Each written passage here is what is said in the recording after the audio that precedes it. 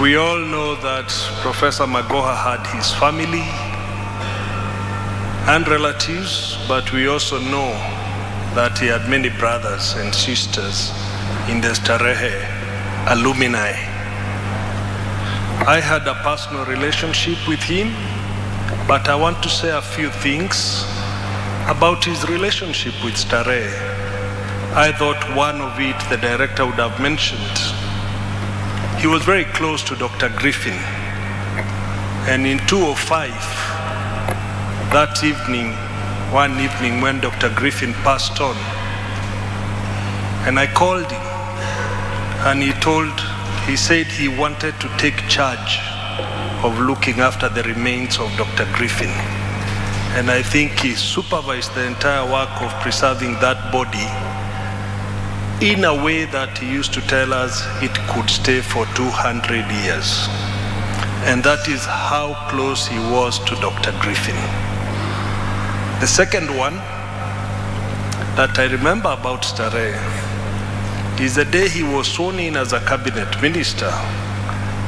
He actually called me and told me to pass a message to the director that now that he was a minister for education, the management team and the director needed to work hard, because from where he sat, he could not be seen to give any favors to Starehe boys.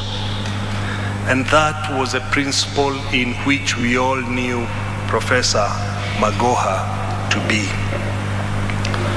I recall an event, again a sad event, when he lost his mother, and I went to Marenyo village in Gem for the burial.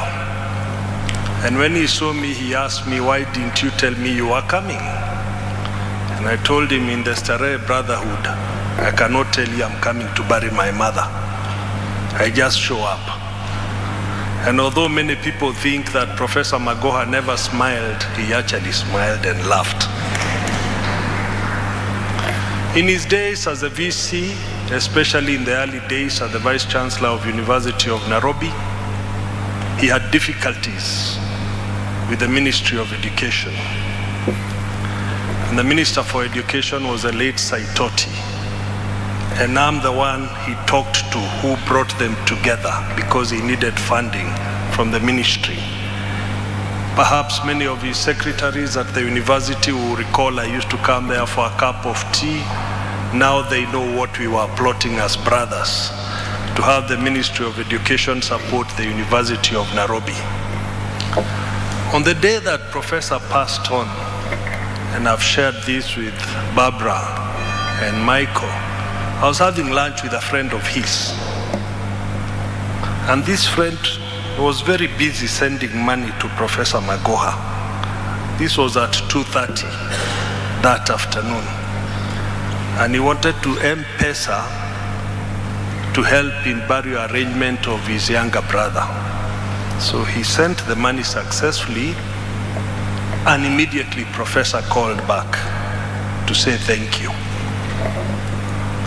So my friend left the lunch table and went out to pick the call and came back and said, "I just sent money to Professor." He was just acknowledging because he felt he was rude at a lunch table leaving. So in the evening when the news started coming in and somebody called me, said, "Professor Magoha has passed on," I said, "No, it's not Professor George, it is his younger brother," because I did not believe that being privy to a conversation at 3 o'clock, somebody can then leave us 2-3 hours later. But that's what life is all about, that we live in this world at the grace of the grace of the Almighty, and that every minute we have is a borrowed minute, and that we need to do what we can to leave this world better than we found it. Fare thee well, our brother, Professor George Magoha.